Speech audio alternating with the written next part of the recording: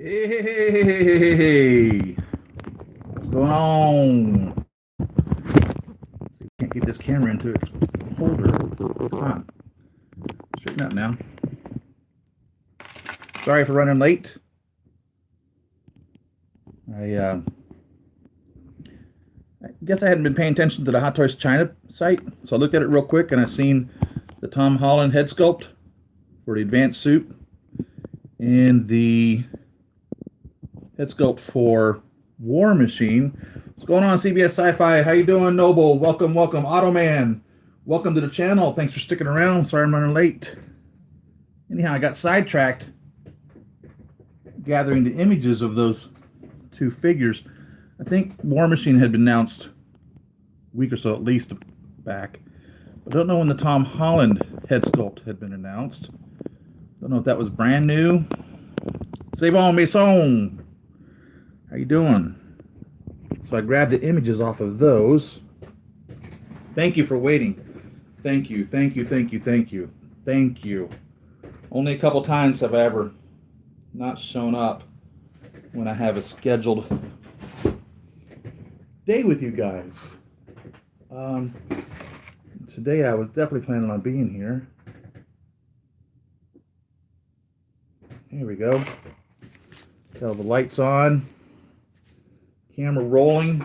I have two things that have come in. I've got one thing that's coming. Actually, I have a lot of things that are coming. So what's come in so far is the Veronica satellite. Dispatchment unit, I suppose you would call it, because the satellite is still maintained in outer Earth orbit. Or maybe it's inner Earth orbit. Whatever the orbit the satellites rotate around the Earth at. The satellite then released the Veronica unit. The Veronica unit went into low Earth orbit. I don't know how many feet, probably 1,000 or a couple thousand feet. And from there dispatched the Mark 44. So the Veronica came in, and it's not 1/6 scale. I think we talked about it before. I think it's 1/72 scale is what we calculated it to approximately be. So that's coming from a third-party vendor. Hot Toys promised us, or well, teased it to us when they were showing the Mark 44 with the jackhammer hand before they ever announced the Mark 44 with the jackhammer hand or the jackhammer hand as an accessory, but they never delivered on it. The other thing that has come is my Black Cat. So I have a Felicia Hardy that was made by a third-party company, and being a huge Spider-Man fan, of course I was going to get Black Cat. How can you have Peter Parker without Felicia Hardy? Oh my God. She is 1/6 scale. I've not opened her up. So what I'll probably do, this is Felicia here.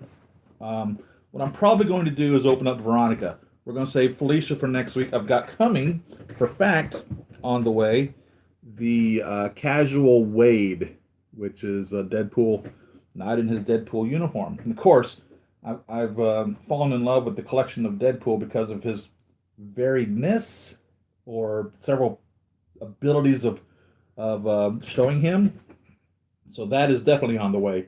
Pieces that are on the way that I've got notification that are on the way, but I have no idea when they're going to be here, are the Hot Toys R2-D2 with every single possible accessory that was ever seen on there. I think the only one that isn't there is his little jet boosters that are on his legs. Yes, it's his legs. So that's the only thing that I didn't see that comes with this R2-D2 out of all the movies that they made. It's just like the ultimate R2-D2, the full-on ultimate deluxe, fully loaded cram pack. I think he even has sound. So that's coming. I've got the Mark 7 diecast coming. I've got the Mark 43 reissue coming. And there's one more that is coming.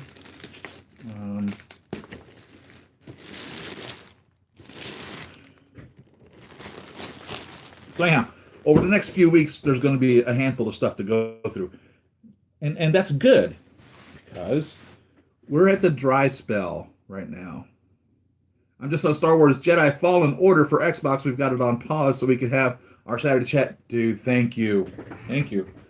And what happens is, so they announce figures a year, 2 years in the past, and they say they'll be here Q4 2019, which we are in the fourth quarter of 2019, and they try to shove them all out there right before Christmas. So, which they did. I mean, I've got, I don't even know, $2,500, $3,000 worth of figures that all came due to be paid in like 2 weeks, and then nothing. Killmonger, thank you very much, Savon. That's correct. I have Killmonger. I knew there was another one that I couldn't remember. And then there'll be nothing. There won't be announcements of new figures. There won't be new figures being delivered. There will be zero until I think it's around March. I think, isn't there a big toy fair or something in March in New York? Or I don't remember. But that's when we'll see things again. So January and February are going to be super, super slim. So in the past, I never had any figures coming in during that time frame. So I'm glad to have Mark 7, the Eric Killmonger, the Casual Wade, and the R2D2, and the Mark 43. So that gives me 5 more weeks all the way through January at least. And hopefully something else will come through. Because you guys, I don't know how you guys are getting your figures before me. Wah, wah, wah, wah. I don't have any idea. I really don't. By the way, rated teen. This is a teen and age greater site. We're going to be talking about adult collectible figures. This is not for children. It says right on here for ages 15 and up. YouTube doesn't want us talking to the little guys anymore. So if you're under the ages of 12, get the fuck off the channel. I love you. I'm sorry. You got to go because Google Matrix and YouTube, they know how old you are when you're watching the show. And they'll give me a hard time and I'm going to be in trouble. So come back when you're older. This isn't for you anyhow because this is expensive. And it's not a $20 toy. It's not a $30. It's not even a $50 toy. I don't remember what this was. Probably 100 or more. I don't remember. It's made by PC Toys. And it has these different ways of displaying it according to the pictures. So I'm pretty excited about that. Again, there's always question about, people will discuss whether the Mark 44 is called the Veronica or whether this is called the Veronica. But clearly, when he calls to it, he's talking to the AI. Now, the AI is called Veronica. And on the side of this, when we see it attached to the satellite, it says right on it, Veronica, on this. It doesn't say it on the iron suit that comes down. So when he loses his arm, I think he says, Veronica, give me a hand. I think that's what he says. And so she shoots a new arm to him. So I'm under the impression, because I'm pretty sure that the AI that he was using in the suits was Friday, wasn't it? No, I don't have my Mark 7s yet. This is it. What I have is the Veronica and Black Cat. Now, I think I'm going to save Black Cat till next week. I'm really, really looking forward to the Black Cat. I really am. And I got to tell you, man, it's hard not opening these figures and saving them for you guys. It really is. Choking hazardous product includes small parts, not a toy, not for children under 3 years old, recommended for ages 15 and up, made in China. PC Toys, number PC002. I don't know what 001 was. Pocket Cosmos is what PC stands for. And I bought this from 16 Outfitters. Because what happens is, so my go-to store is Big Bad Toy Store. I love the fact that their shipping is only $4 and you don't pay for it until it arrives in their store. Sometimes if it exceeds, I think, $250 or $300, they require a 10% deposit. Rather than that, you don't have to give them any money to set it on side. And they'll ship all over the entire world. So anybody can get this. It's not like, for instance, there was a company I was trying to contact. I think it was the Falcons Hangar out in Singapore. I don't remember who it was. but they wouldn't ship to me here in the United States. And I can respect that. I mean, it's difficult shipping to another country. It really is. And maybe it was because of, it could have been Toy Sapien. I don't remember who it was. I contacted them, but because I'm in the United States, they wouldn't ship to me. I think it may have been Toy Sapien, because at that point there was crossing over of the territory of Sideshow owning the Hot Toy rights in the United States. And I think Sideshow has North America and South America. To tell you the truth, I don't even know. But they wouldn't ship to me for that reason. From my understanding, though, Big Bad Toy Store will ship to anybody. Now, it's going to cost more than $4 shipping if you're outside the United States. But here in the United States, it's $4 shipping for everything. So that's my go-to. But what happens is, product like this, which is an unlicensed product. So this is,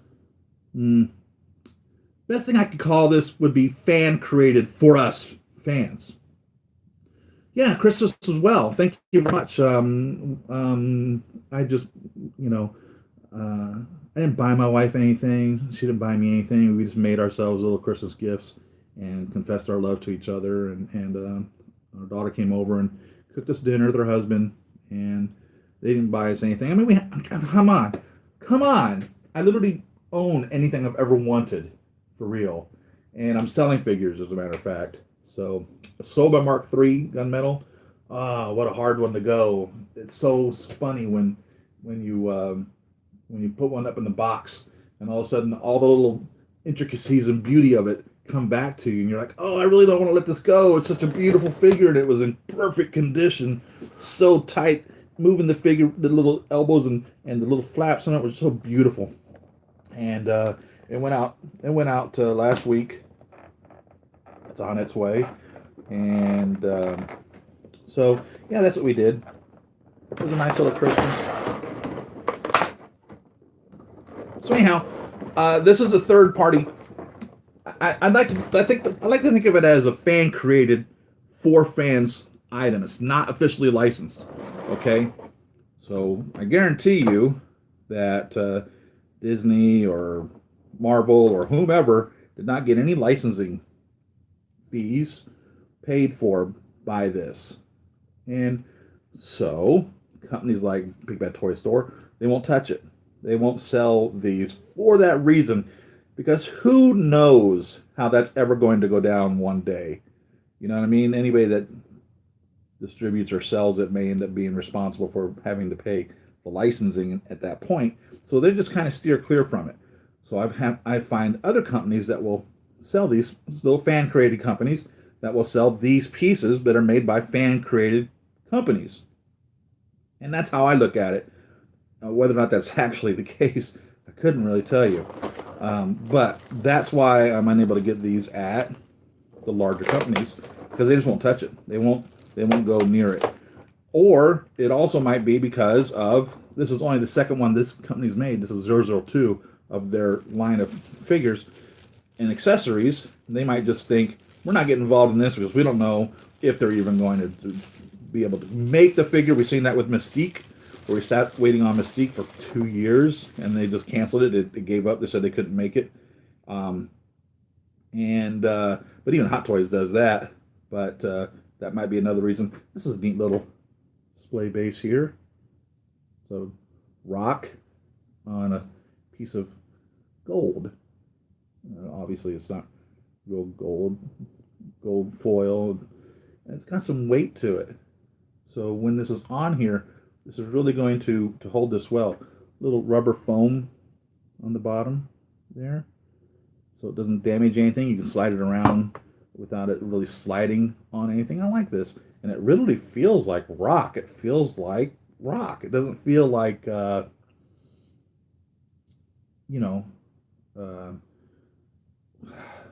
fabricated piece. It really feels like a piece of pumice or something to that effect, but it's heavier than pumice. Yeah, so I believe it's cast. They did a really good job making this.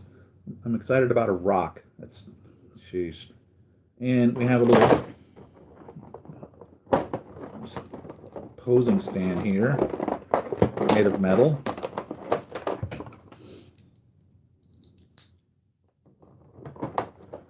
So that's how this figure comes about, because Hot Toys said they were going to release it, then they didn't release it. This is probably 12 inches, I'd say. Just a guesstimate. And these guys picked up the mantle and went. For instance, Juiced and this land speeder down here. He has a figure that he's planning on making of the Vulture, which was a Hot Toys tease. And then they dropped the ball on that. And he's going to be doing a Vulture figure. And I forget what he calls it. And it's really enticing seeing that figure. It's something that I say to myself, oh man, I really want that, but I'm a little nervous. A little nervous. That's the truth. I'm a little nervous about getting that figure. I don't know.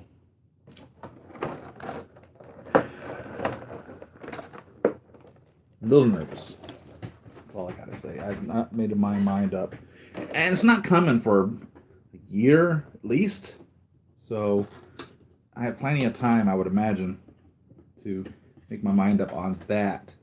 So yeah, I don't know if you guys seen the battle damaged Tom Holland from the Spider-Man Advanced suit head sculpt. It's definitely an interesting take on Tom Holland. I didn't see who they said the artist was.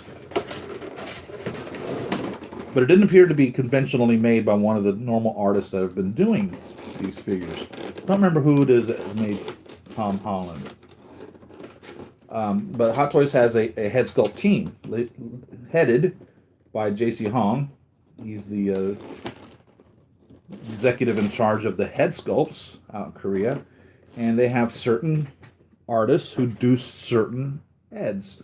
And they have an artist that'll sculpt the head, and they have an artist that will paint the head, and sometimes these two will work on the same heads or the same actors or actresses over and over and over again.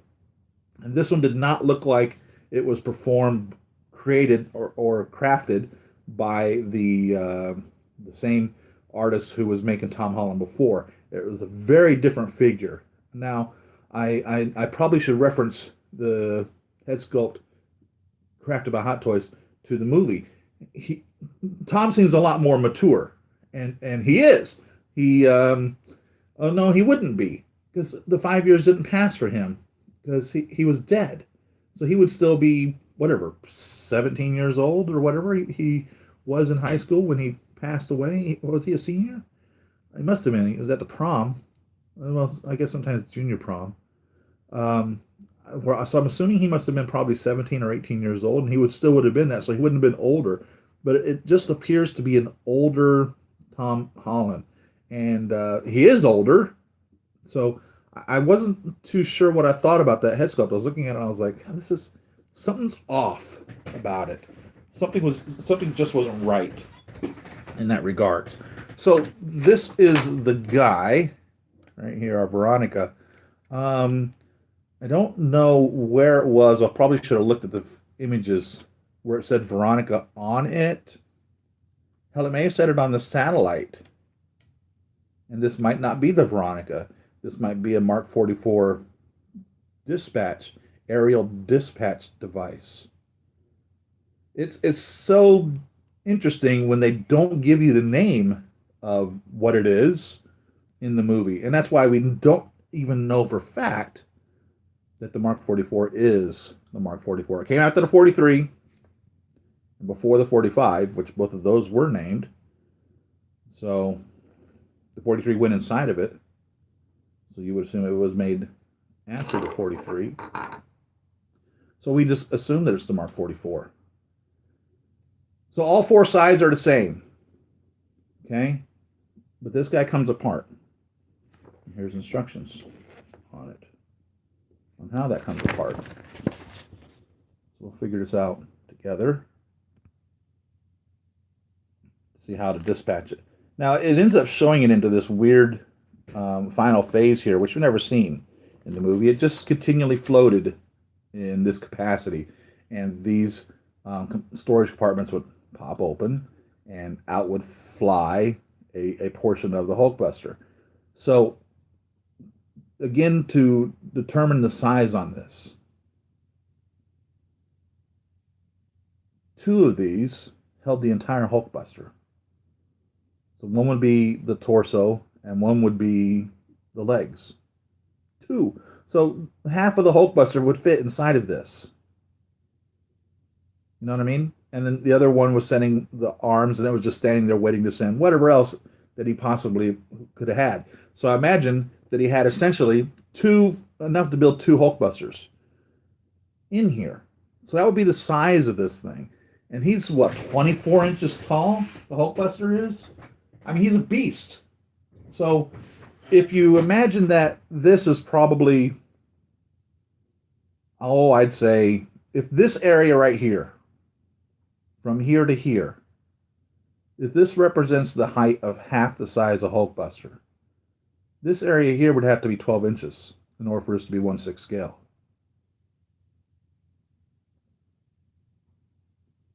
So easily, from here to here, would have to be 36 to 40 inches for it to be 1/6 scale. So that's how big this would have to be.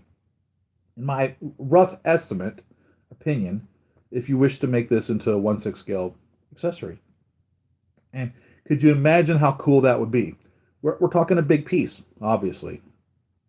I mean, if this was 40 inches tall, okay, that's about, let me stretch that. That's 40.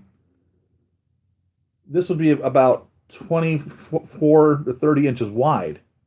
So you're still not talking a huge piece. You are, okay? You truthfully are. But not necessarily.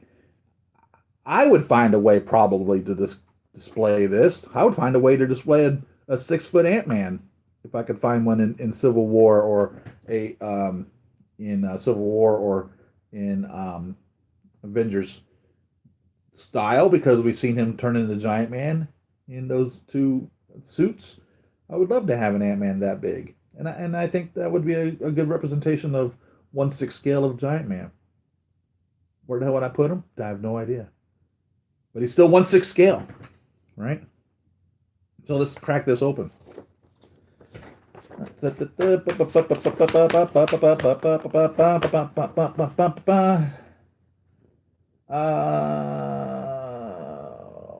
Playing Spider-Man PS4. Oh my God, I bet it's so good.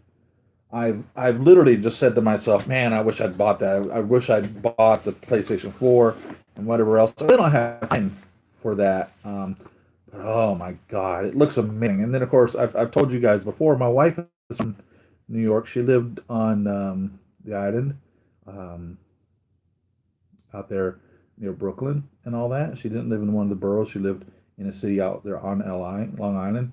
And so she's from there. And I've shown her some videos that people have filmed of gameplay. And she's like, oh, yeah, this looks really detailed, looks really dead on for the most part of what New York looks like. So if you've never been to New York, you're going to get a really good walking tour of the area playing the game. They did a really, really, really, really, really good job. And from my understanding, you can pretty much free explore that whole area there. It's a fascinating city. If you ever have an opportunity to visit New York City, take it. It's really a beautiful, full of history city, and so much stuff to do there. And if you live in New York, don't take for granted what you got. You've got an amazing city there that you are connected to. So each one of these looks like they literally come right off. So let's take one off. Sure enough, came straight off. Oh, this sound.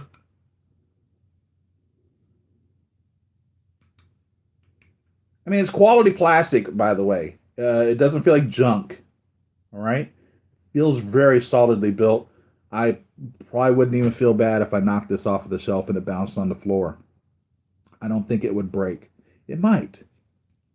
It doesn't feel loose at all. If you want to add this to your collection, I recommend it. It definitely continues the story or the fantasy. Whatever it is that you are doing in your displaying of your figures, it's there. It's part of it. And I'm not getting any looseness anywhere. It's hollow, okay? So I imagine if you really were gung-ho about it and you wanted to open these up? I suppose you probably could with a little Dremel or something. Um, it's not designed to, for fact, but should you be so inclined, you should be able to. And if you guys are really industrious with this, I don't see how you wouldn't be able to fabricate it into a larger scale. I mean, there's enough detail in this piece to get you started. Should you decide that you're one of these model builders and you want to attempt to recreate a 1/6 scale version of it. There's enough detail here. These guys did enough work in their experimentation or exploration of this figure to build a really detailed piece. I'm liking this.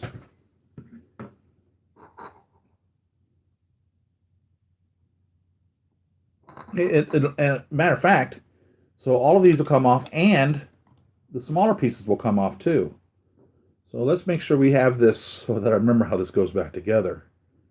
Fatter portions on the bottom, skinnier portions up at the top. The hatches do open. You may need a blade to, well, thank you, Ian. We'll have to figure that out. I could tell there was it was hollow, and I thought I remember seeing the hatch open in the images, but I wasn't seeing anything on the instructions.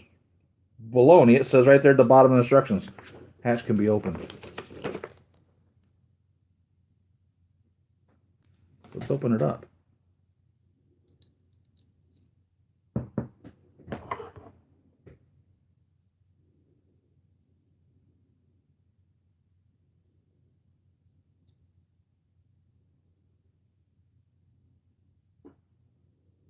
Do you know where it is? Do you know where the seam is that actually opens?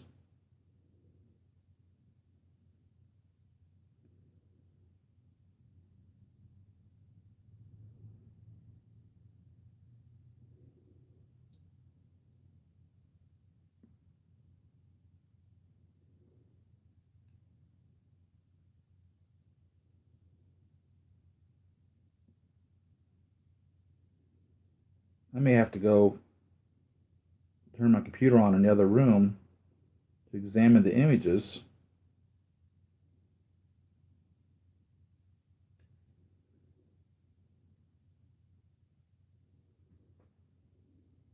The blunt end. All right, well, so it's definitely here. And it's definitely here. So what I'm thinking is possibly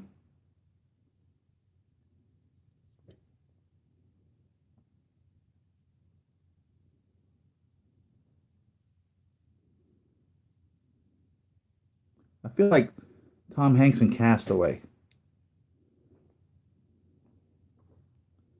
where he's trying to crack open a coconut. Do you remember that?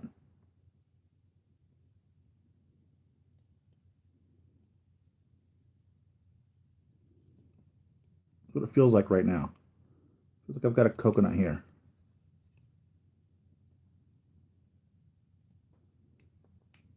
I think I found it.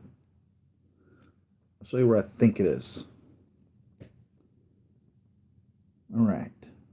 Right here on that red area that goes across, there's a black line dead center.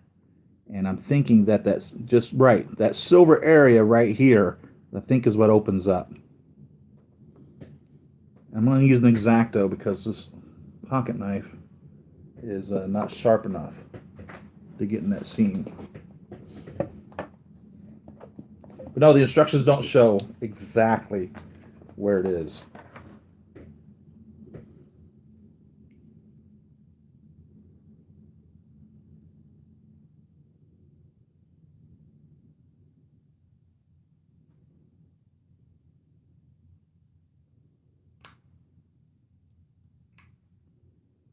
I certainly don't want to damage this.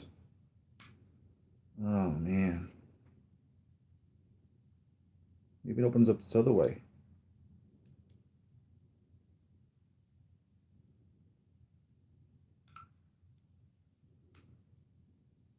I can feel movement. Okay?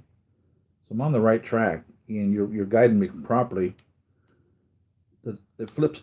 I'm imagining it flips up and not down, right? So it flips up, right? So the hinge is here. That's what I'm thinking. Because it would be a real son of a bitch if this is where the hinge was and it flips down. And I'm sitting there prying at the hinge. It's like trying to open a door at the hinge. You're not going to open the door at the hinge. You're going to do some damage or something.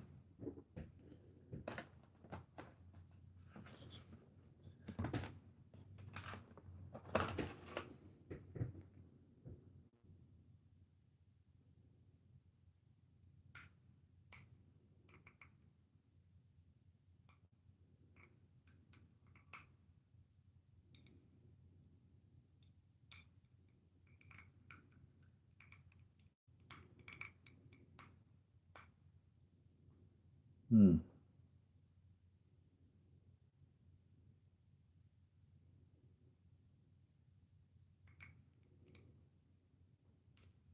Ooh. So what I did, and there was just a teensy bit of damage created there. What I did was I shoved all the way in, and the blade slid into the opening area there. And you see that there is some little cutting away there. They made it really tight. So that did cause a little something.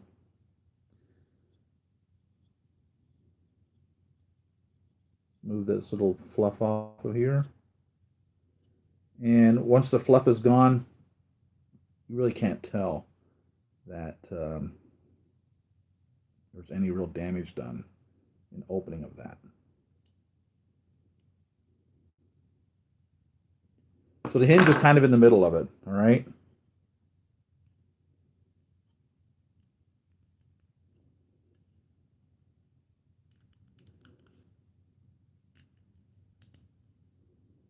And there's the inside compartment. So either this was the size to hold an entire Hulkbuster or a half portion of it. But this is opened up to discharge or dispatch the arm. And I think he says, Veronica, give me a hand, I think is what he says. Because, Tony Stark is a cut up. So there that is. Thanks for guiding me.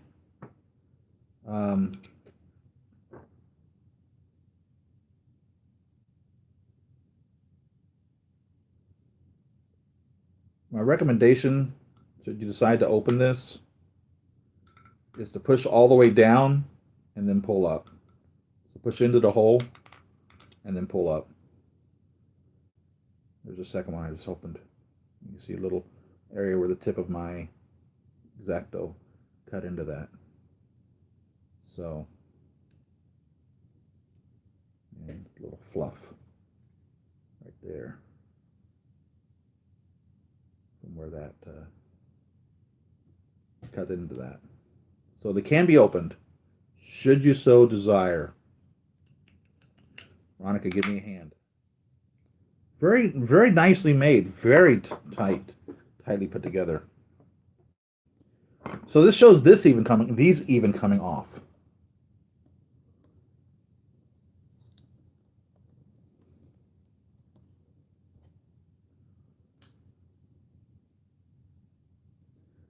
So even these pieces will come off.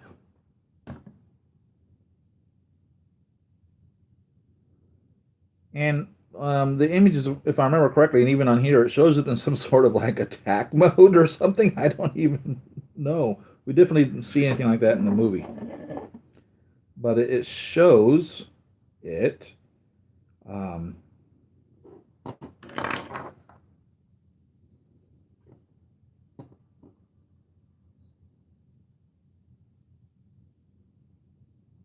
Now, I don't understand.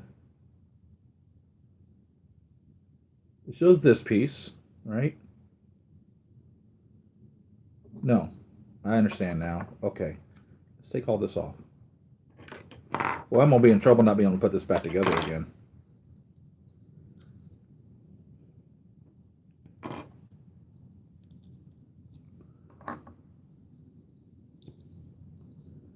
So you can disassemble it totally. If you want to take apart your toy, you are welcome to.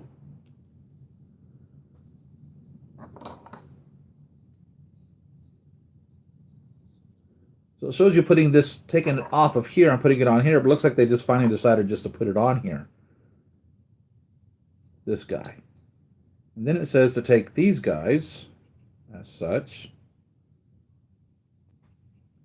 and attach it on here.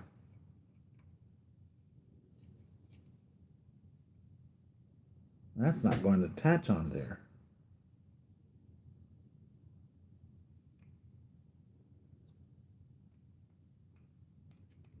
Okay. So you can take the pieces off of here, and then to put them onto this little piece, but this little piece came, this was an accessory. So over and above the Veronica, you get this and two of these, which appears to be able to put it in some form of attack mode, which I don't remember ever seeing it in this mode in the movie. So you can take this then and put it onto here, as such.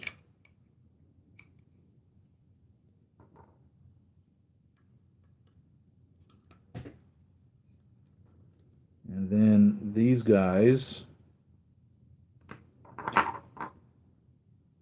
two of these go in here, as such. And I swear to you, I do not remember seeing this in the movie at all. Okay. It's starting to look like a Voltron or something.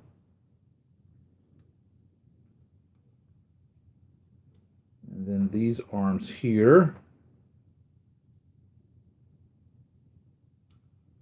attach into the holes right there.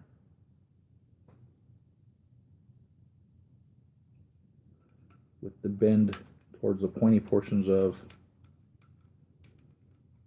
this being the front.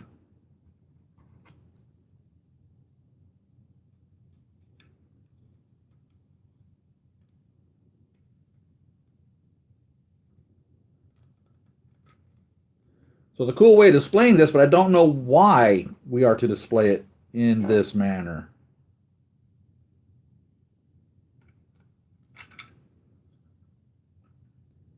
Maybe they uncovered that this was a feature that they planned on using in the movie and never got around to it. Because I think at one point they show it like behind the Hulkbuster.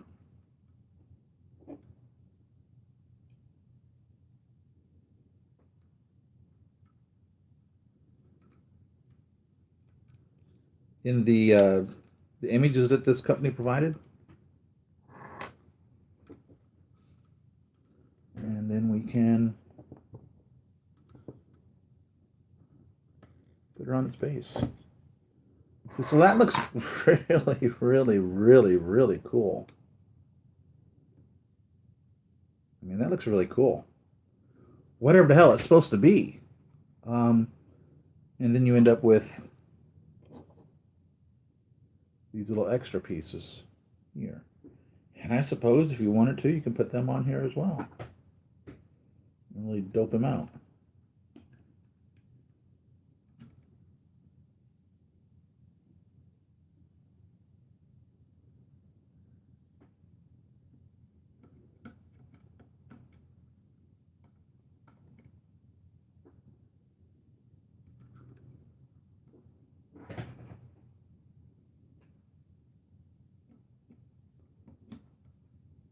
There you go. So here's Veronica in, I don't have any idea. Maybe this was like low Earth orbit mode, some type of a flight mode. I don't know. I really don't have any idea. It's really interesting for it to go in such, and you end up with this piece. Dude, I'm telling you, it looks like a spaceship. For real. Straight up spaceship. I don't know why. I don't. I'm sorry. I don't. It'd be a cool accessory to have on display with Hulkbuster for fact. Everything goes back on except spare core piece. Beautiful. And there's the core piece. So sure enough, here it is, fully deployed.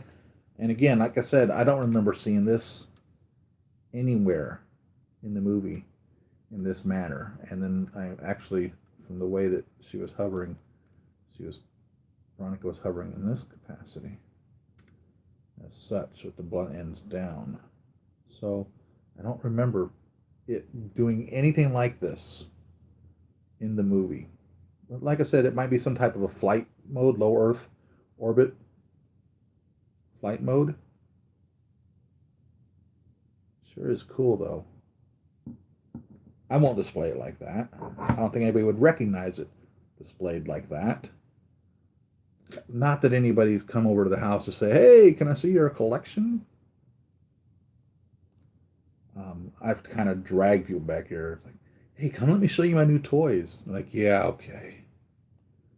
And what's this one? What's the number on this one? Oh, that's the Mark 35. Well, what's the number on this one? That's the Mark 41. What's the number on this one? I already told you what the number on that one is. That's the Mark 7. I already told you that. Well, what's the number on this one? Well, that's the Mark 7 also. Why do you have two Mark 7s? What? What do you mean, why? Why would you not? Now comes the tricky part. Can we put it back together?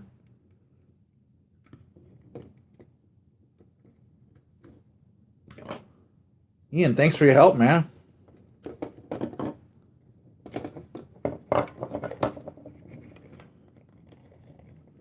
Denobi's out in Japan, right?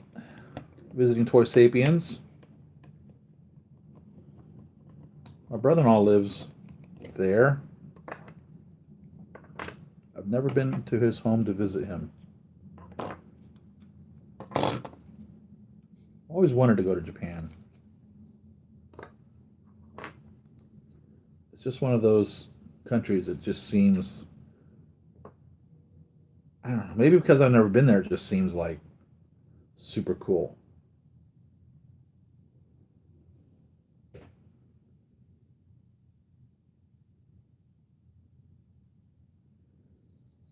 Smaller portion is the top, longer portion is the bottom.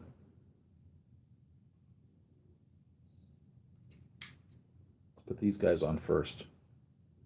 Pointy point goes down.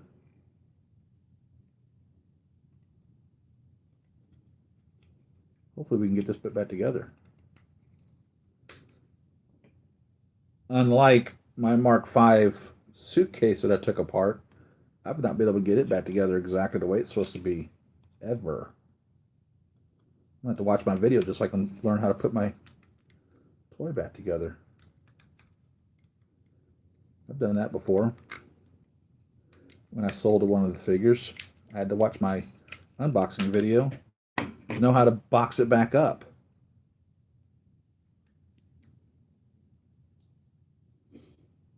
It's so funny when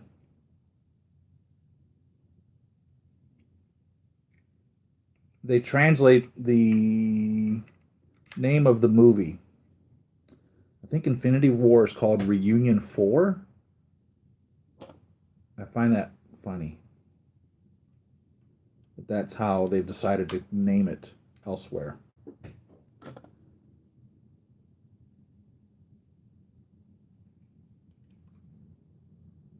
Seen a message pop up. I haven't seen it over here on my computer yet. I was too slow to look at it on my phone.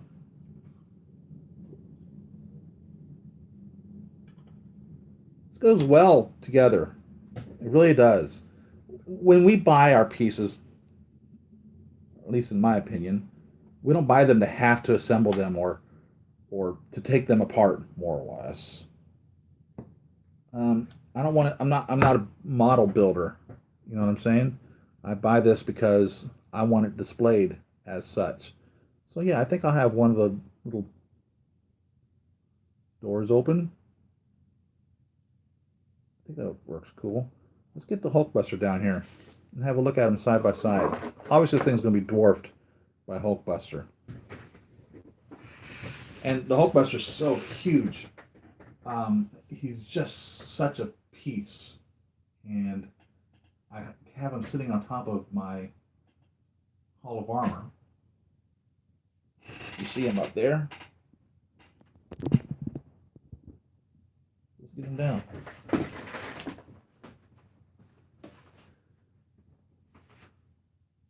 Pepper out of the way. We don't want to bust her up in the process. Oh my God, he's heavy. Hey, big fella, holy smokes, you're heavy. And he's not even die-cast, per se. He's not considered a die-cast figure. God, he weighs a ton.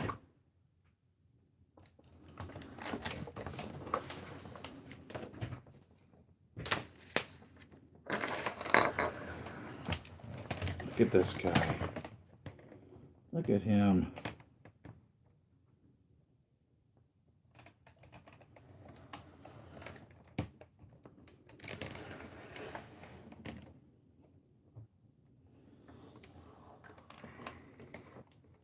So obviously you can see, not to scale. Let's back this camera up.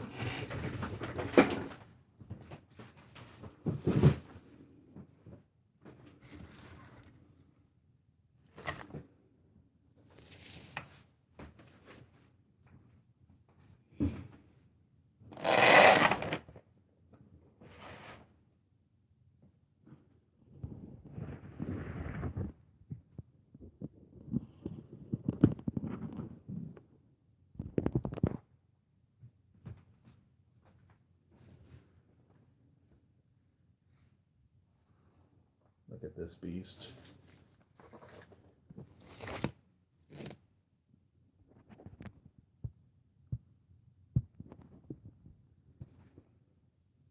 Jeez.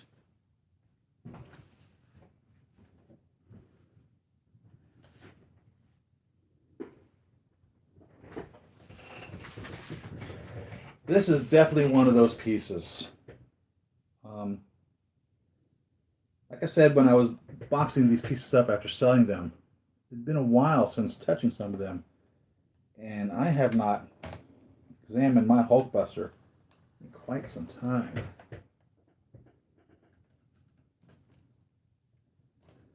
I have the bust displayed in here. He went through so many changes, this piece did, before they finally released him. And I'm pleased, I guess, with the final result, but it looks nothing like they had initially showed us it was going to look like.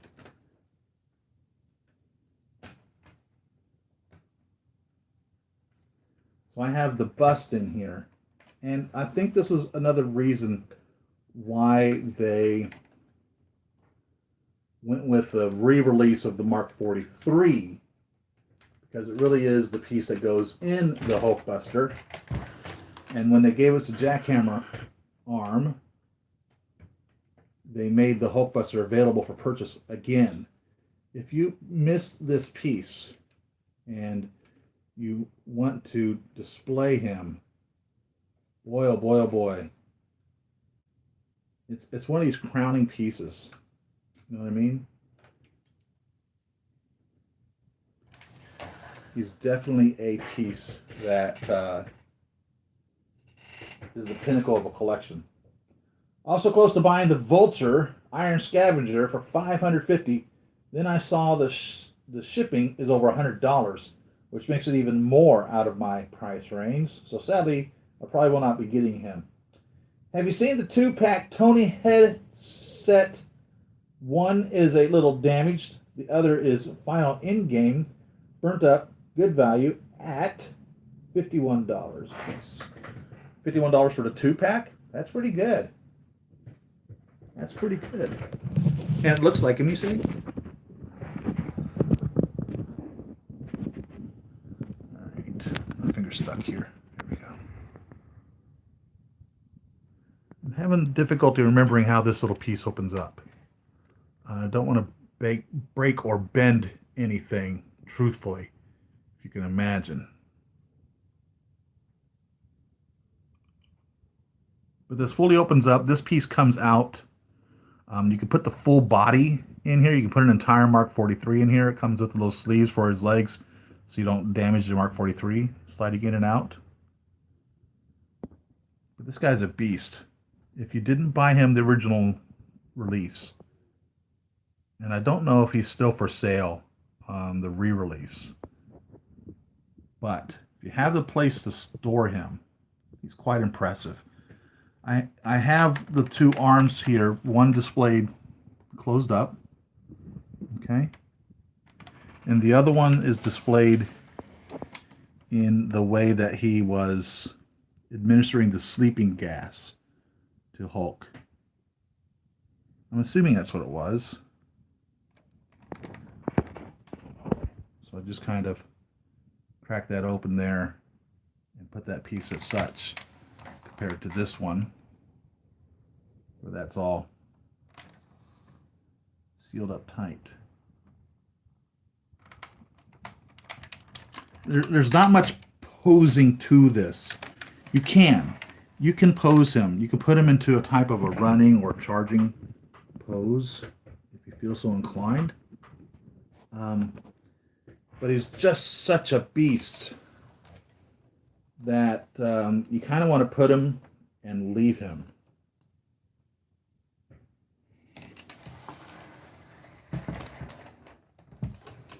The portion of him that you never see, the back here.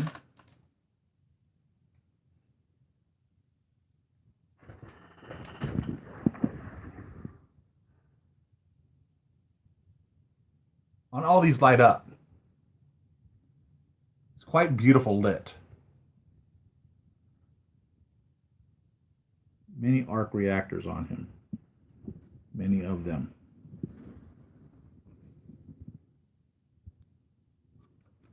Quite a gorgeous piece. Mark 44. And again, I don't think there's ever been any official documentation that actually refers to him as the Mark 44. We as fans have just kind of accepted him as being called such.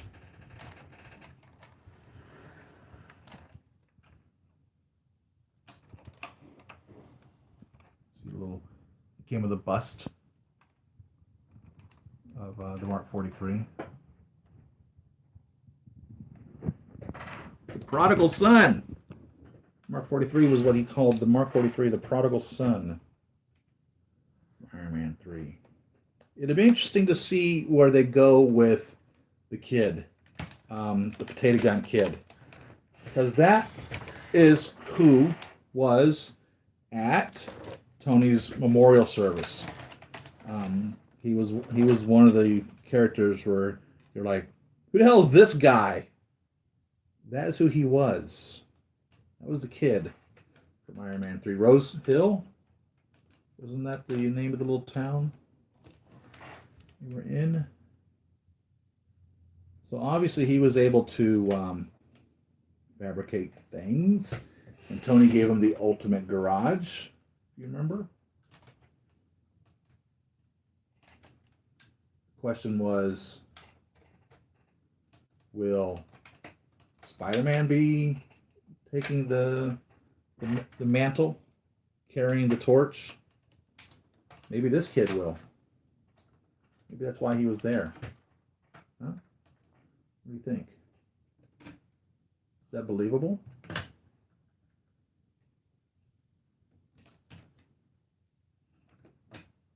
There's a battle-damaged chest piece you can put in here, a big, huge dent in it.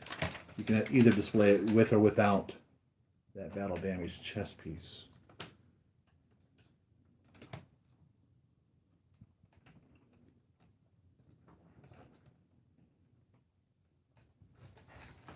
And we got a piece here. It's not exactly where it's supposed to be. There we go.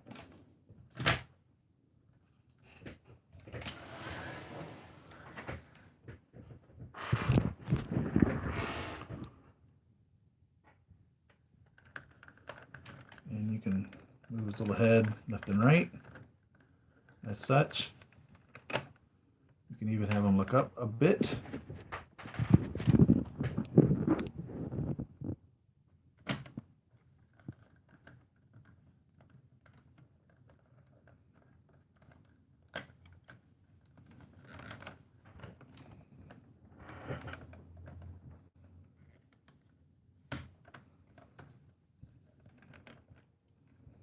Finagle with that now to get back to closed position. I'm backwards on it, so it's difficult to control it. Let's put him next to Hulkbuster or Hulk. Since we're playing with this guy, right? Let's enjoy him.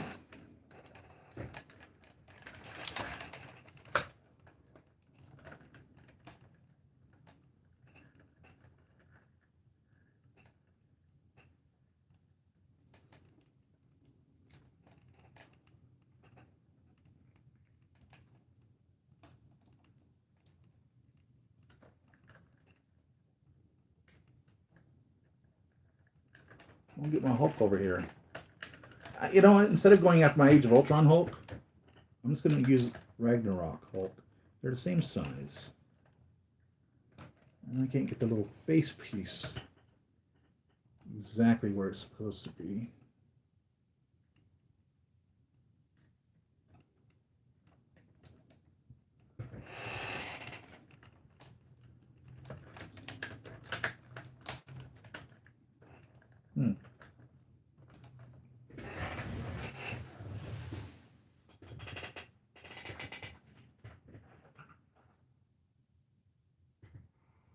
I need an Avengers Hulk. I really do. I'm just going to have them back to back because Hulk has his weapons in his hand.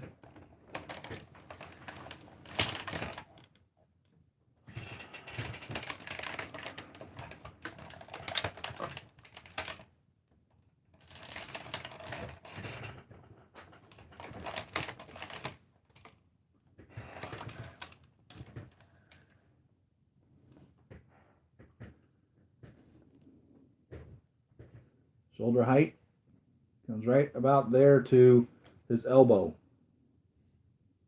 So Hulk's shoulder comes to Hulkbuster's elbow.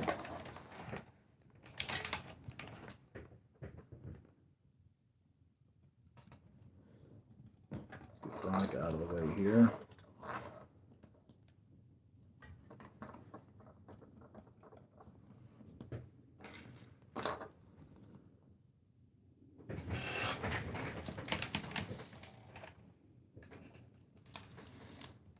So Hulk and Igor are big pieces.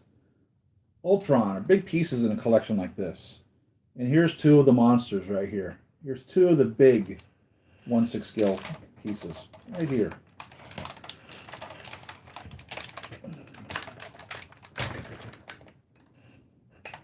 My Hulkbuster had fallen forward a bit. I got him back up, standing properly.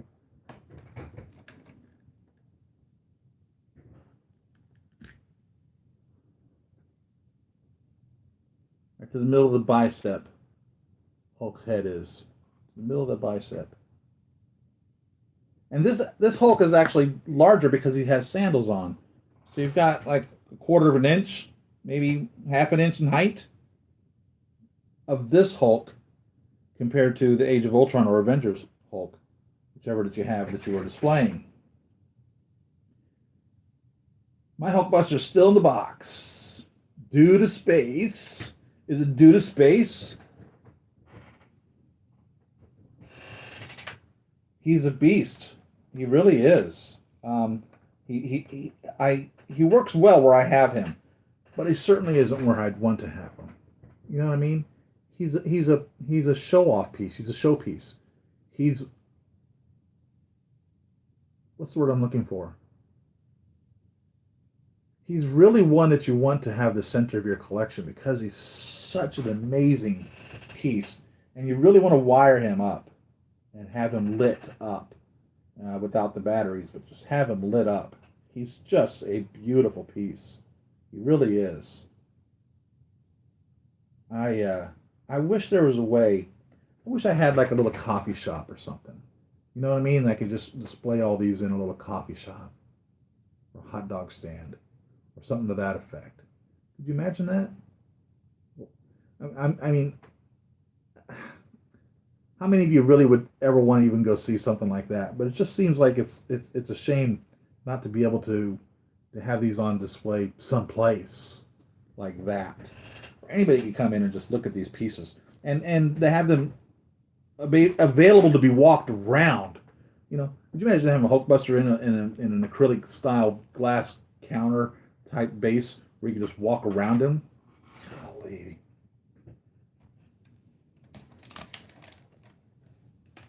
What a beast. Calm down here, Hulk. Calm down. Can't even see all of him. Back to back. The center of his back is at his butt.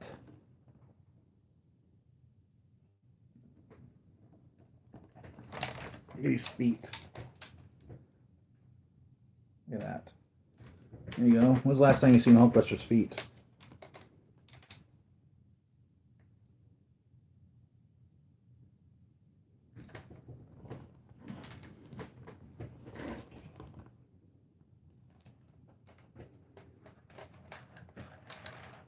What a monster. Look at that. They didn't spare any detailing ability when they made this. What do we wait for this? He was announced in February or March of 2015. And then we finally got him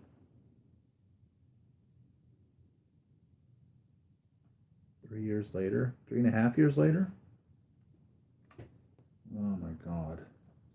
Kept pushing him back, kept pushing him back, kept pushing him back, kept pushing him back. And he finally showed up. And now we have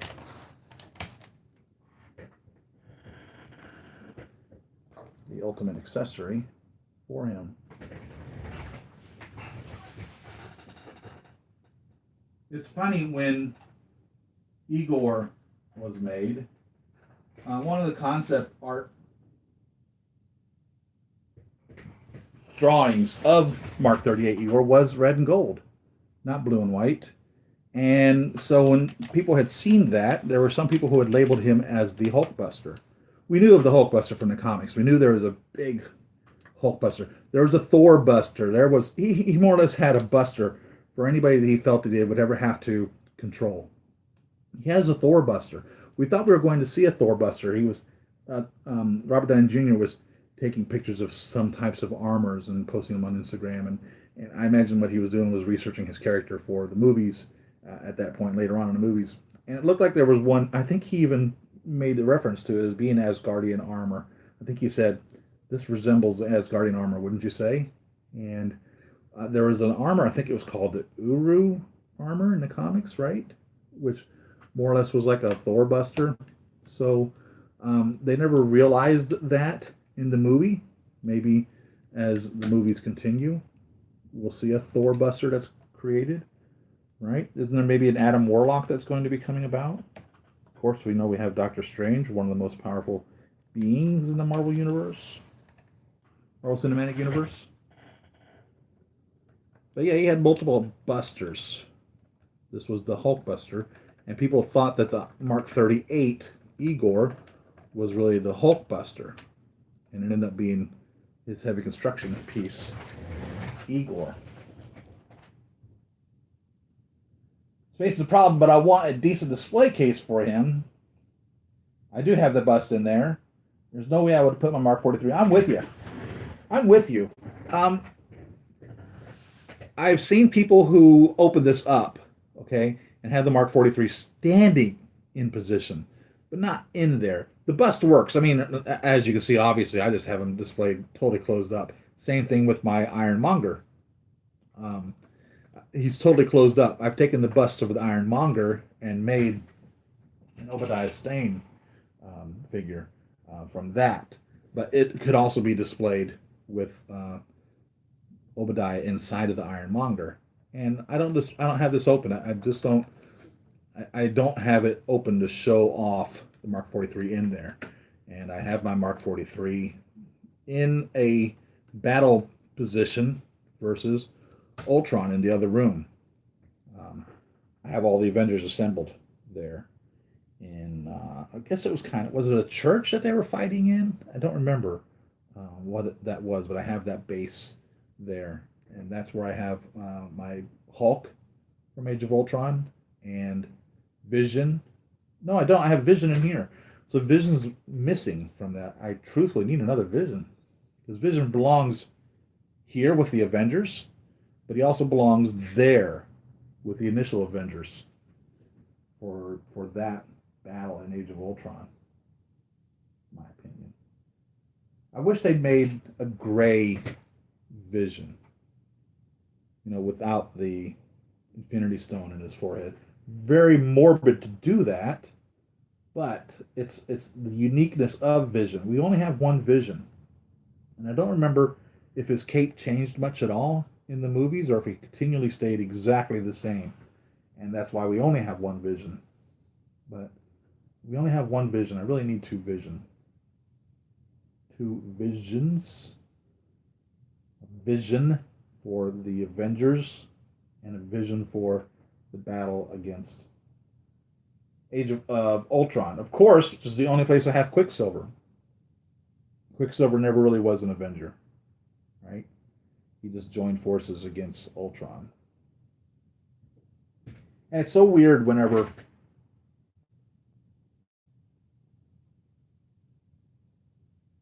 an actor only has one and done in the Marvel Cinematic Universe.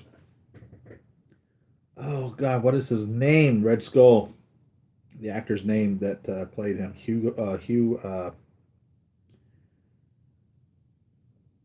Anyhow, he was in obviously Captain America, and it's like, well, no, Marvel signed a three-movie deal with him, and nothing was adding up. Hugo Weaving, nothing was adding up. So of course we've seen him in Avengers and Infinity War and Avengers Endgame as the Red Skull. He reprised his role. So to see like Mickey Rourke and Bridges and these guys not get rebirth, Quicksilver. And supposedly the story with Quicksilver, the reason they didn't do that was because of the full-on X-Men thing. And they're two totally different characters that are supposed to be the exact same character, and they just made up these two totally different storylines on him. Which tells us that Bryan Singer's X-Men universe could not be part of the Marvel Cinematic Universe in that regard, specifically because of the Quicksilver dilemma. No ifs, ands, or buts about it. That definitely shows us are two different universes. Although now Disney owns the entire X-Men franchise, and we really do want to see Deadpool, and we know Deadpool exists in that universe because when he's walking through the mansion, we get to see the guys in there. We want Deadpool here, and we want Wolverine here. We want Logan. We want what's the actor's name? That Wolverine is who we want. We want these here.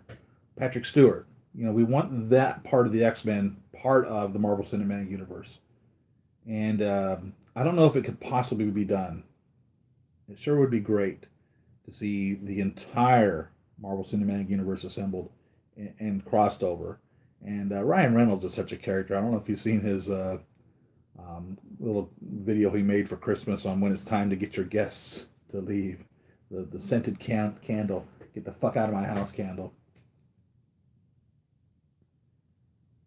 Hugo Weaving. Red Skull is in game was not played by Hugo Weaving. It was played by an actor that's on The Walking Dead.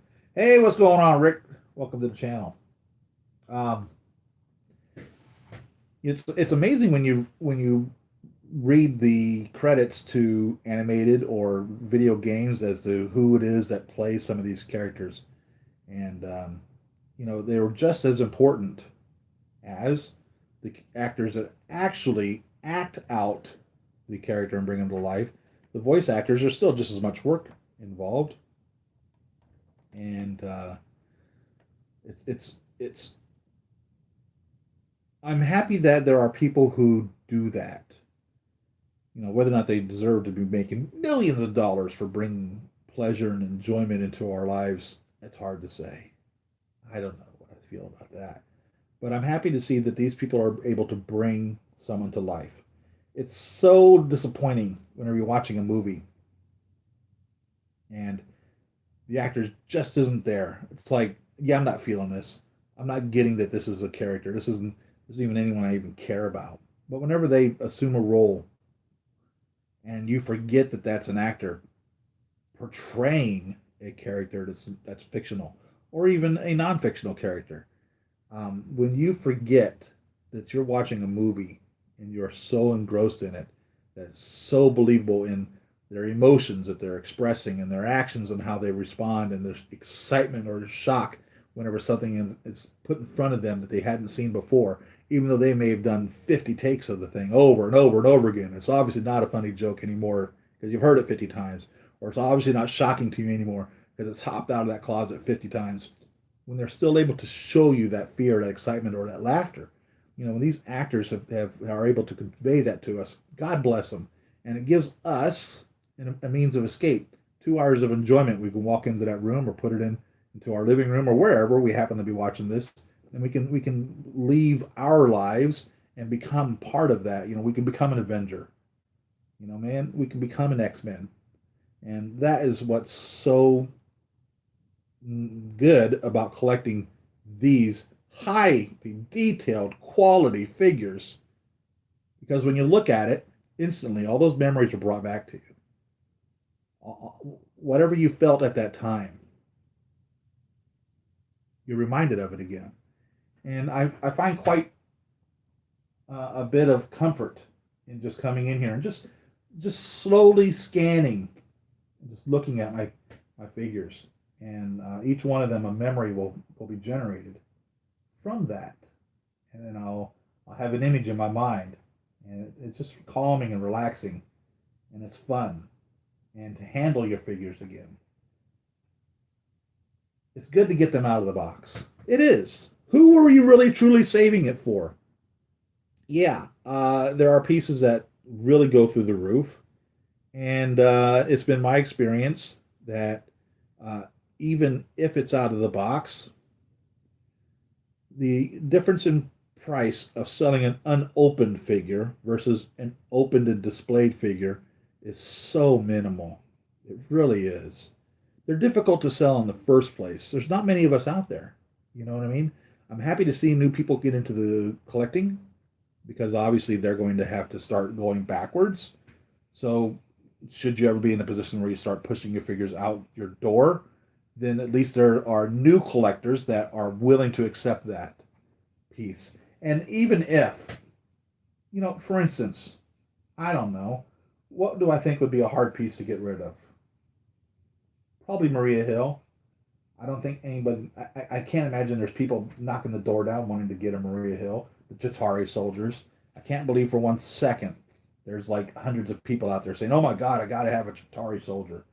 There are pieces that you collect that you have complete and utter full on knowledge, knowing that it will forever be in your collection and that will be as far as it will go. It has reached its end of the line. But for you to have that, it reminds you of what's going on. It's part of your story. It's part of who we are, what we are, and it reminds us. You see updated sculpt for in-game Iron Patriot. I did. I surely did. Was that released today? Because that's the question. I just stumbled upon it this morning as I was getting my computer set up, and I went and grabbed the images of Rhodey and of Tom Holland, and I thought Rhodey looked great. But I was like, gosh, is this old news? Because I got it off of Hot Toys China, and Hot Toys China, it's so difficult to get an actual date on when these things were released. But I was able to grab the images. Don Cheadle looks great. Really does. The Iron Patriot figure head sculpt is beautiful. And I'm really looking forward to that. I don't know why it is that these war machines are so amazing to me. They're beefier, they're bulkier, they're the war machine, right?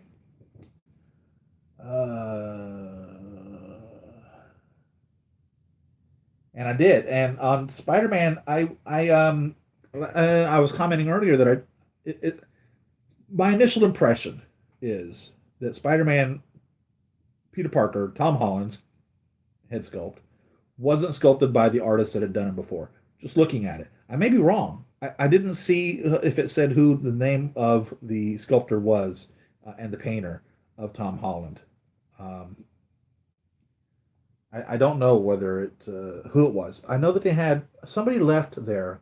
I think a couple pieces, a couple of artists left Hot Toys and big artists, big sculptors. Some of their main artists who had been doing some amazing pieces left there, and they're sorely going to be missed. But I'm wondering if who it was that did this Tom Holland sculpt is one of those who was doing it before. Or it may be the same one and they just crafted him differently. But he shouldn't be that much different in appearance than um, Avengers Infinity War. Because Tom went to sleep for 5 years. Peter went to sleep. Peter dissolved. He died. The time for them didn't pass. They just woke up 5 years later, more or less. So he should be the same age. And Far From Home, he's still in his school year. So those three movies, Infinity War, Endgame, and Far From Home, should be the same head sculpt. Really, it should be. And even the difference in Civil War, there's a time frame there because we see him, learning his figure, his character from Civil War to Homecoming, and then from Homecoming to Infinity War. There is a time that passes there for him, but the time that passes from Infinity War to Far From Home, he shouldn't be aging that much. And I thought that the head sculpt looked a lot more mature than I remember Tom Holland looking. But thank you for helping me confirm that that was a recent release or announcement of those head sculpts because I was like, gosh, is this old news that I missed?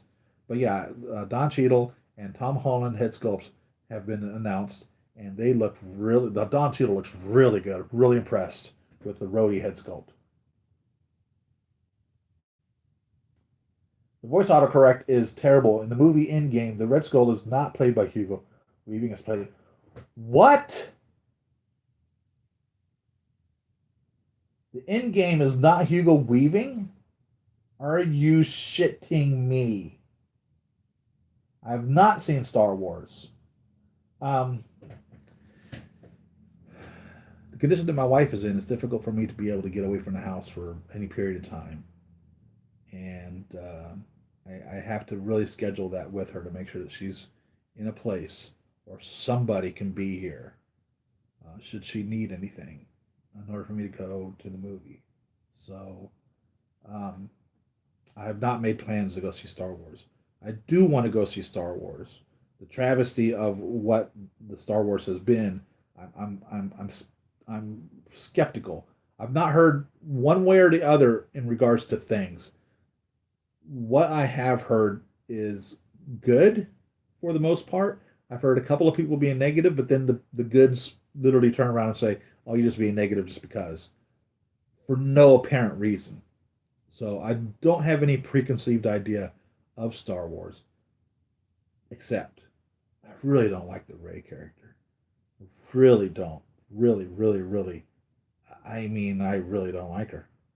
And hopefully that opinion will be changed in this movie. But the character Rey, and I'm not talking about the actress. I don't have any ill will towards the actress. It's unfortunate sometimes when you're put into a position. Iron Man 3, for instance. Ben Kingsley, an amazing actor. What an amazing actor. And the Mandarin, what an amazing character in the Marvel Universe comic line. He's such a bad guy. And so here we are. We have Iron Man 3, and they've been building up to this. In all the other movies, there's been a reference to the Ten Rings and the Mandarin. And so we've got all these teases to it, and Ant-Man even, of the Mandarin being realized. And then all of a sudden, Ben Kingsley's playing him. An amazing actor Ben Kingsley is. And we see him as the Mandarin, and he's a really bad guy, and boo and hiss, and he's an awful person, needs to be dealt with. And then we find out that the Mandarin is nothing but an actor portraying the Mandarin, and that Killian is a true Mandarin. And that instantly turns people against Ben Kingsley's character, specifically Ben Kingsley. So, what's her name? Daisy Riddle? Is that her name? I have no ill will towards her. I have no ill will toward Ben Kingsley. It's unfortunate sometimes when you get tossed into a role where the character is just poorly written or something to that effect, and you are acting this character specifically as it was written, bringing them to life, just as we were talking about earlier, and it ends up becoming a hated character. And I have a Ben Kingsley, the Mandarin. I'm very proud to have that. And it's unfortunate. They really shitted on us with the Mandarin. There was a little Marvel short mini movie called All Hail the King or something to that effect, which tried to deal with the Mandarin problem. People were recognizing him as the Mandarin, and he was still acting as a bumbling, just an actor portraying the Mandarin.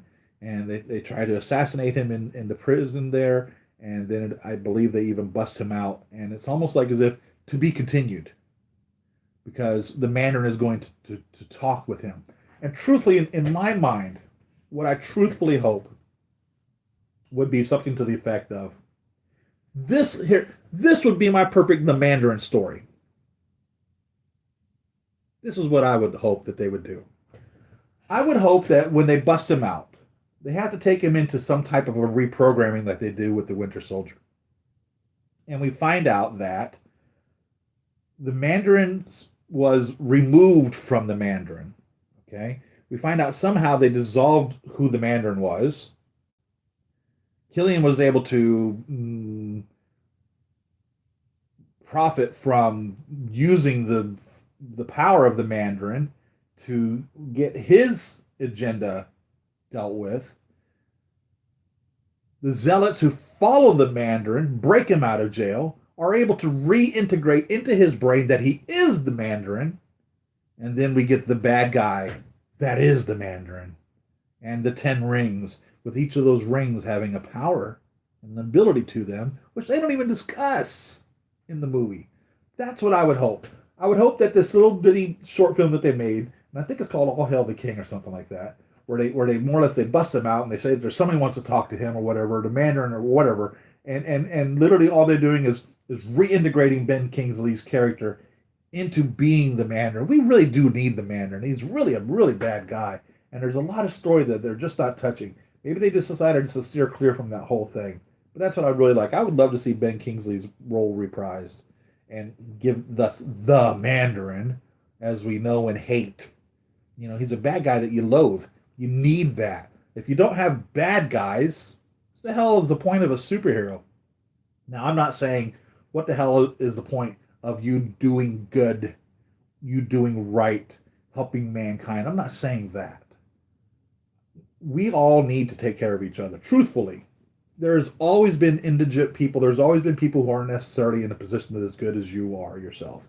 You always have to be kind. You always have to be, you should always be thinking of the other person, and you should always be thinking of doing right. All right? I'm not saying that you have to have a bad guy in order to be a good guy. You should be a good guy automatically. But superheroes need a supervillain. That's what I'm saying. All of us should be a hero to some degree.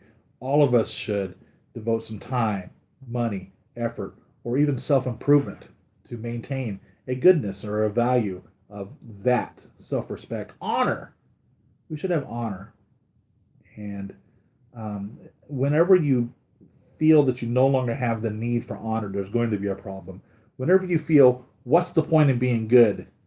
We're headed down a slippery slope, which is, it's like running up a slide. As when you're a kid, you slide down the slide, but then you try to run up it. It is so difficult to get up that slide. It can be done, but it's not easy. Sliding up the slide is nothing like going down it. And that's where we are. Once you've slid down that slide, to get back up to that high point of being into an emotional or an honorific level, Once you've slid down that slope, it's a really difficult climb to get back up there. But no, I'd like to see a Ben Kingsley Mandarin. For real. DK, hello, welcome. Like I missed a couple of chat here. Scroll up here and see what I missed. Okay, so you guys are saying, you were saying that Star Wars is good. Well, good. Wasp is in my must-have for 2020. Definitely in my top 10. Yeah, I'm really looking forward to getting that Wasp figure. She looks beautiful. Really looks great. And it's taken them a long time for that to come about. I'm wondering what's taking them so long to get the Wasp to us. They sure are. They're taking so long to release. I honestly think that the Tom Holland head sculpt is Far From Home. He looks... Hold on. I honestly think that the Tom Holland head sculpt for Far From Home, he looks stressed out, which is accurate to the movie. Okay. Because he is. You know, he's the night monkey. The night monkey. Love it. Hello, DK. Thank you. Thank you for your well wishes. My wife loves hearing from you guys. She does. It really... when you're not well, okay? People don't come visit you. You're not able to go out and do the things. She doesn't leave the house. She's homebound. She can't go grocery shopping. She can't go to church. She don't even go to a doctor's appointment anymore. She's in a care facility. She's in a stage of care where a doctor comes to the house. Dude, that hasn't happened since like the early 70s. That's the condition that my wife is in. A doctor comes to the house. You know how serious you've got to be for a medical doctor to walk into your home? I'm not talking about a nurse or a physical therapist. She gets a doctor's visit here at the house. So, when you're in that state, you end up losing touch with the rest of the world. So she really enjoys whenever I go in there, and I'll tell her after the show, you guys asked about her. She really likes that. Thanks for asking.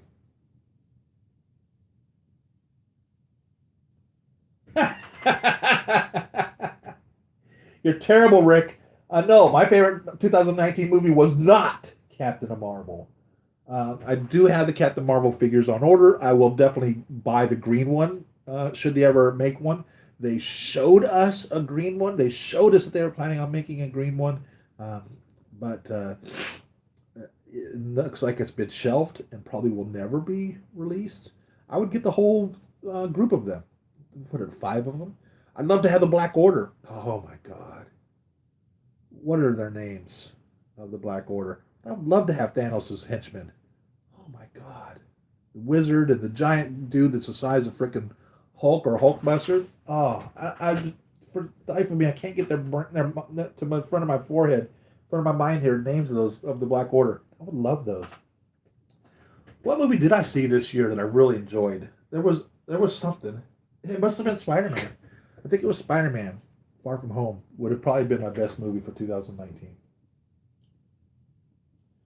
Well, I enjoyed Captain Marvel, okay? But it wasn't written well. There was supposed to be a part in the movie where you have now been convinced to fall in love with the superhero, the protagonist of the story, which was Captain Marvel, Carol Danvers. The moment that you're supposed to be like, yeah, when she phases through the ship and she's fully glowing and she's just in the midst of full-on kick-ass mode, and it's like, it never happens. You don't get that, hell yeah, kick their ass. It doesn't happen. For instance, Age of Ultron. Scarlet Witch has that kick-ass moment. It's right when, I think it's Jeremy Renner's character, Hawkeye, that says, you walk through that door, you're an Avenger. And she walks through that door, and just and that's her kick-ass moment. And you get that. You need a kick-ass moment. And when you're the main character, the protagonist of the entire movie, the movie is named after you. If you don't have a kick-ass moment that riles up the whole audience, you totally fell short. That is my biggest complaint about Captain Marvel. Do I have a dislike for the actress? Yeah, I don't like her. She's a bitch. Do I have a problem with the character? Not at all. Do I have a problem the way the movie was written and directed? Totally. Totally. I'm glad for the movie. I'm glad for how she was portrayed in the end game. I'm happy to have her there. I like how she just shows up and they're like, "Who the hell are you?" You know, and Thor's interaction with her in that regards. But no, Captain Marvel really fell short, and I don't believe it had anything to do with the actress portraying Captain Marvel. I truthfully believe it had to do with the writing and the directing of the movie. Truthfully, I think that's who it is that shortchanged us from a quality Captain Marvel movie. I think Brie Larson is a bitch. Um, don't care for her at all, and but I'm happy for Captain Marvel, and I do have the pieces on order, and it's part of the Marvel Cinematic Universe, and I embrace it. But there was no hell yeah moment. When we should have had a hell yeah moment, it was like, fizzle. It's like getting a firework and you expect to explode it, and it just goes. That's what Captain Marvel was, a fizzle. The Mandarin will play a huge part in the Shang-Chi movie. An Asian actor has already been cast as him. Oh, that sucks. Well, I guess it's good. The Mandarin's obviously Mandarin, right? Why would you call him the Mandarin if he wasn't Mandarin? But I'd like to see a reprisal for Ben Kingsley. I'd like to see him get the respect that he deserves. I really do. And I don't know why Hugo Weaving wasn't used as the Red Skull. It certainly wasn't because he, I would imagine, wouldn't have done it. There must have been something conflicting there. He didn't seem to have any animosity or hatred towards his Marvel creation. And he does such a good job bringing to life the characters that he brings to life. That's really interesting. Actor who has already been cast as him, and I'm thinking the Mandarin will be Shang-Chi's dad. Interesting. Can't have good without bad, my friend. Right. But you can be good. We should be good. We shouldn't litter in the streets. We shouldn't steal if somebody's not watching us. We shouldn't be not so trusted that you can't walk by a car with the keys and ignition and not drive the car off. We should be good. That's part of civility. That's part of being in civilization. You act civilly towards one another and towards our environment and towards our world and towards our neighbors and our friends and our family and those we don't know. We should be civil. We shouldn't be civil because there's a bad guy. We should not throw that trash out of our window when we're sitting at a stoplight. You know what I mean? Act locally, think globally, all of that. Ebony Maw, Coal Obsidian, Proxima Midnight, Corvius Glaive. Thank you. Thank you. Yes. Give me my Black Order. I was pretty excited when I seen, which one was it? Iron Studio dropped one there at Sideshow. And I was like, oh, what the hell are they making it? Iron Studio, it's 1/10. I was like, oh, damn it. And it's a statue. But no, come on. I want to get these guys. And I really don't care if I have to go third party. Jazz Juice is doing the scavenger. Right here is my crossbones that I work on every now and again. I've got Venom behind me is a great piece.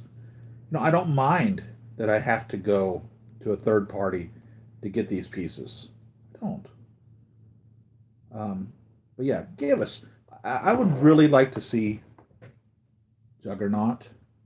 Oh my God. And I'm talking about Deadpool Juggernaut. like to see that. That'd be another big piece. I've seen somebody was making him, and I think literally what they were doing was taking a Hulk and repainting him, and they made a sculpt, and I think they were selling it for 350 or $550. I think it was 550 bucks. So there is somebody out there who has made a Juggernaut, but I'd like to see a Juggernaut made by Hot Toys. That would be great. But no, I don't mind buying a good quality third party figure. Crossbones, here's one of them. I've changed out his pants to the proper pants that he's supposed to have from what the figure gave us. And I need to manufacture a chest piece. And then, as I was just speaking, this Venom. Oh my god! So it's not Venom from this last movie, which is pretty good. He's Venom from the comics, and he's properly scaled, in my opinion, as to how big Venom would be. And he's just beautiful. And I don't remember, Bullethead, I think, is who made this. What a piece. What a piece. So, yeah, if somebody were to make the Black Order and it happened to be a third-party manufacturing company that does this, you know, fans building for the fans, oh, yeah, I'd still do it if it looked right. Like I passed on Fat Thor because he didn't look good. It was just poorly created, in my opinion. This Venom really looks like Venom. The Venom that we know and love.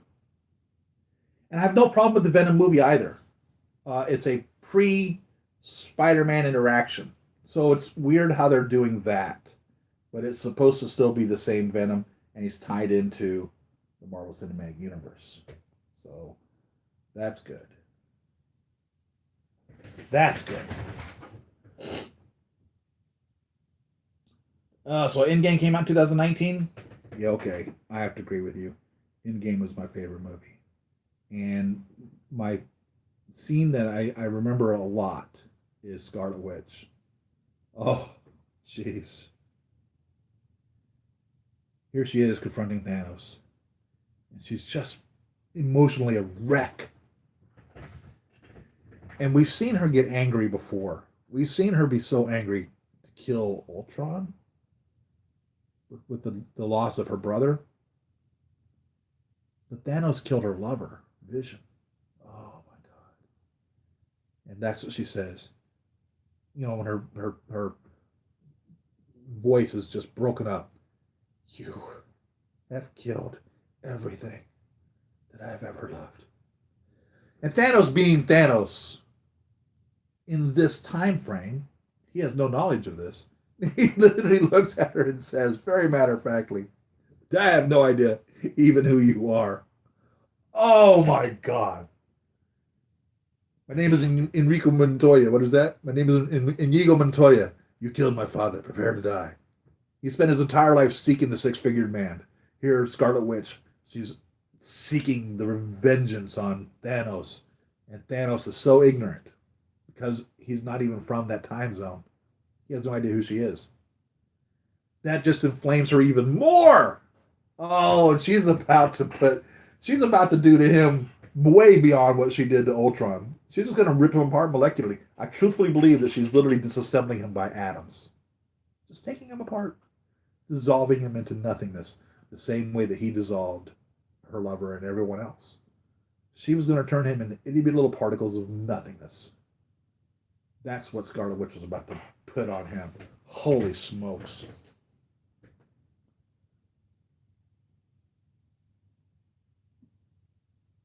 CM is in my top 10 as well. CM. My most anticipated Hot Toys I want to see is Black Widow and is the Red Guardian.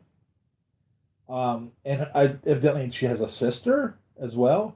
So that'd be interesting to see how that movie turns out. Brie Larson, love her or hate her, she's a great actress. I want 100% feel that that's how Marvel wanted Captain Marvel portrayed. Yeah, And so, yeah, I'm not complaining about how Captain Marvel was created. I'm not complaining about the way that they made Captain Marvel, which was totally different than the comics. Okay? I mean, this was a full on 180-degree turn of Captain Marvel as we know him, who he was originally. Miss Marvel became Captain Marvel through the prodding of Captain America, and they don't even put that anywhere in this whole thing. She is Captain Marvel from the get go in the movie, and I don't have a problem with any of that. Again, the problem I have is in the writing and the directing of her in that regards as to her hell yeah moment. There was no, the hell yeah moment was so short. It just totally was missed 100%. And the story was well. I had not been following Agents of S.H.I.E.L.D. or any of the television series, so I had no knowledge of the scroll, none.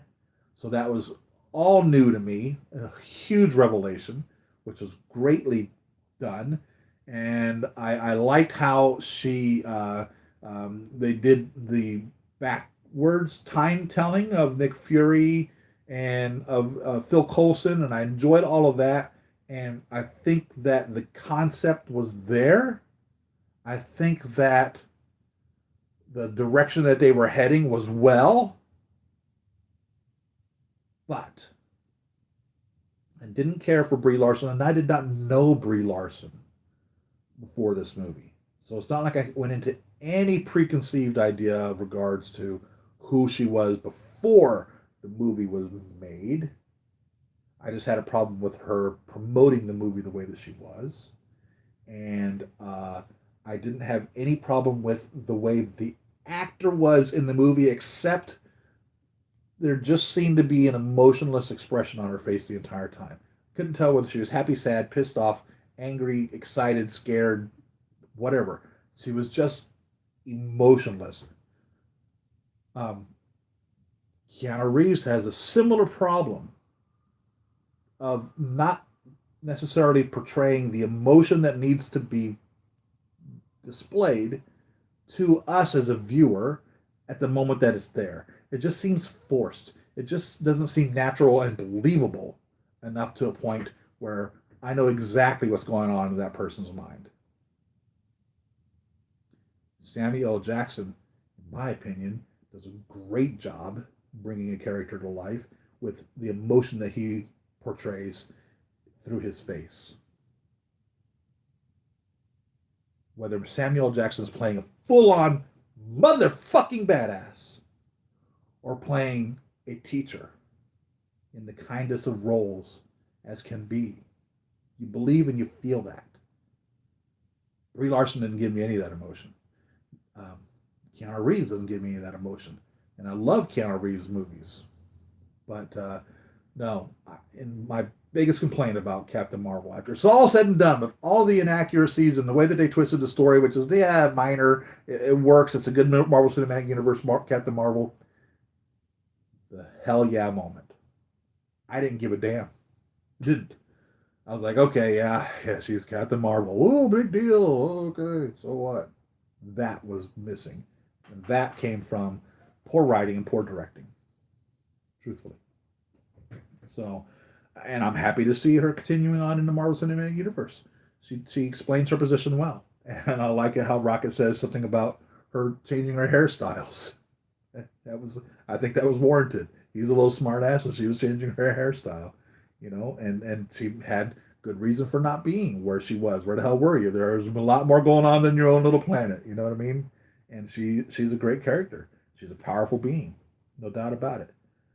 But no, Captain Marvel just fell short because of the hell yeah moment. Piss poor writing and directing.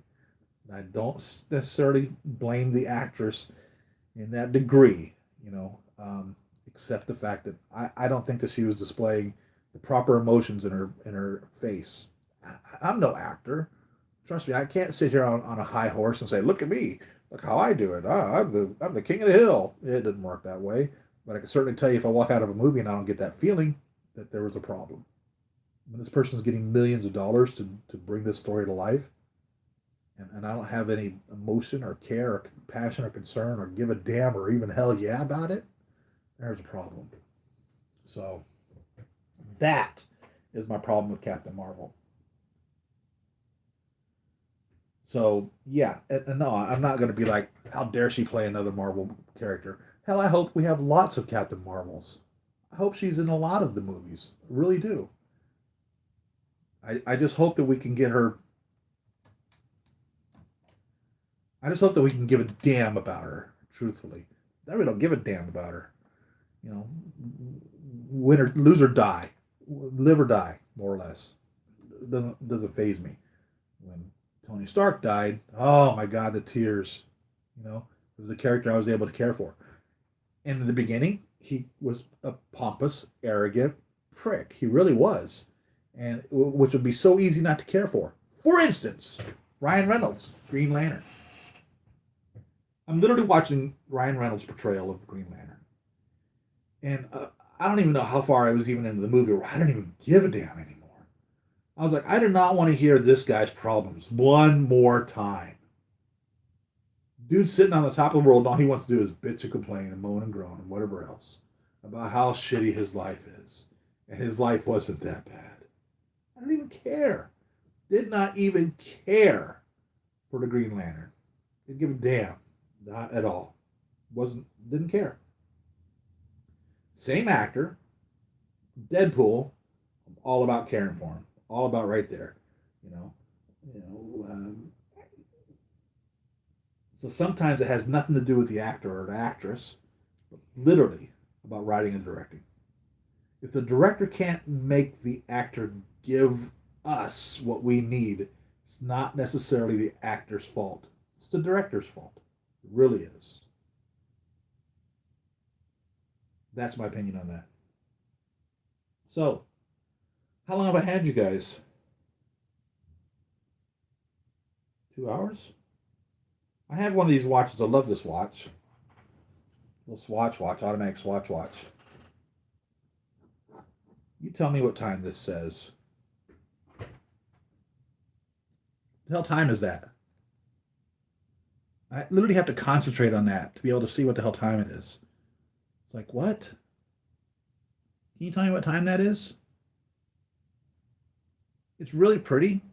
It's got the clear back so you can see the guts to the automatic jeweled movement. You know, the Swatch watch. It's the old Swatch watch from like the '90s, I think. But it's so difficult to see what the hell time it is. You should be able just to glance at a watch and know what it is. What the hell time is that? That's literally what I have to do whenever I look at this. I wear it because it's pretty, it's cool, but it's so difficult to see what time it is. When Quicksilver died, I honestly didn't care. I know what you mean. Yeah, yeah, yeah. You know what's so funny is in the outtakes or the blooper reels or whatever, when the emotional part of them dragging Quicksilver and putting him onto the evacuation barge, and Hawkeye is there. He's been shot up. He's really in bad shape, and they're dragging him along, and he's sprawled out there. And it's literally this scene where they, if I remember correctly, they're panning back, lifting up from it, and you see that they had to edit this out, but the Quicksilver he coughs or something. It was an involuntary spasm or something. He couldn't help it. The actor was supposed to be playing dead, but he coughed or something. And it's so funny in the blooper reel. Jeremy Renner reaches over, puts his hand over his mouth, and says, "Shh." He kills him. He snuffs them out. But no, same thing. It just was lacking that emotion. Didn't really care if Quicksilver came or went. You know what I mean? He wasn't necessarily a good guy. He was starting to be a good guy. But through the loss of him, it motivated Scarlet Witch. You know what I mean? It made her want to be an Avenger. It made her the new Avenger because of the loss of him. I think if he hadn't died, she wouldn't have become what she became. So, but no, same thing. They just didn't write him well. Rick, thank you. Yes, lunch sounds good. I think I've had you guys for 2 hours now almost, which is about the time. Ghost Tab, why feel bad over a character we barely know? Yeah, you know, I cared more for Phil Coulson. Oh my God, yeah, who was in more movies, but I would say that had the same amount of screen time as Quicksilver. Yeah, when Phil Coulson died, it was like what? No, I thought it was funny when I think it was Avengers when he shows up at Stark Tower, and that's when we learn his first name, more or less. And Pepper's like Phil, and Tony's like, who? His first name's Agent, you know? It was so funny to watch that develop through that. And then when they killed him, that was quite a shock and quite pointless, in my opinion. I've not seen any of the Agents of S.H.I.E.L.D. except for, I think, the first episode, maybe the first two or three. I don't remember. So I don't know what the whole Tahiti thing is. I don't know how he's alive there. I really need to watch those because I would like to know exactly what the hell's going on with Phil Coulson. How the hell is he in Agents of S.H.I.E.L.D. when he clearly was killed in Avengers? Unless he was a Skrull agent and it was the Skrull agent that was killed in Avengers. It's the only way I can imagine. Or if it's the Skrull agent in Agents of S.H.I.E.L.D. I bet you that's what it was. I bet you who it is that died in Avengers is a Skrull agent. I bet you it is.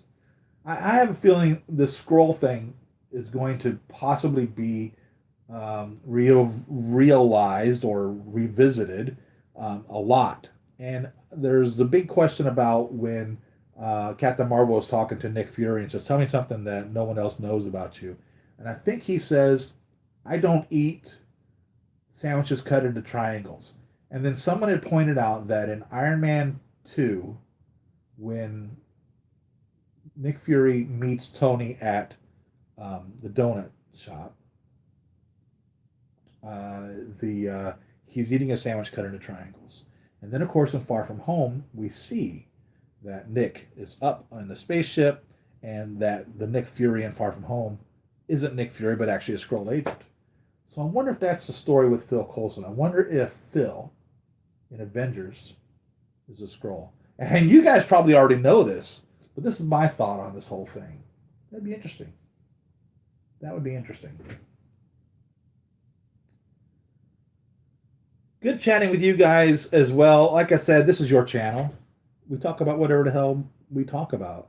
I kind of have a direction that I try to go or try to stay on, but it morphs into who knows what. We try to keep it 1/6 related. We try to keep it related to the movies that are pop culture to us. Who knows how this thing goes? You guys direct this. Thank you. You know? So thank you for joining me. Thank you for spending your time with me. I love every one of you guys, really do. And I feel the love that you have for me. My wife feels the love that you guys have for us. And subscribe, like, share the channel with your friends. If you feel so inclined to help me out financially, I have a Patreon. You go to patreon.com, Siri Emerald, and donate $1. Donate as much as you want. But $1 would be so great. Thank you for being patrons, those of you that are. I really appreciate it. You have no idea. You really have no idea. Thank you. So I'm batting around an idea for a collection examination.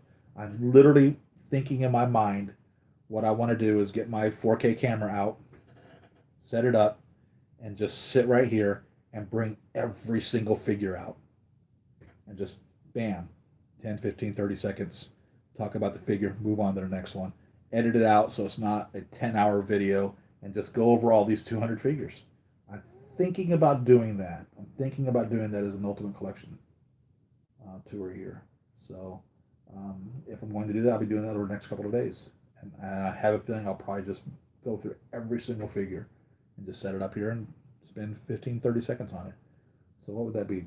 200? So it'll be 100 minutes, an hour and a half. doing that. We'll see. Thinking about it. Thinking about it.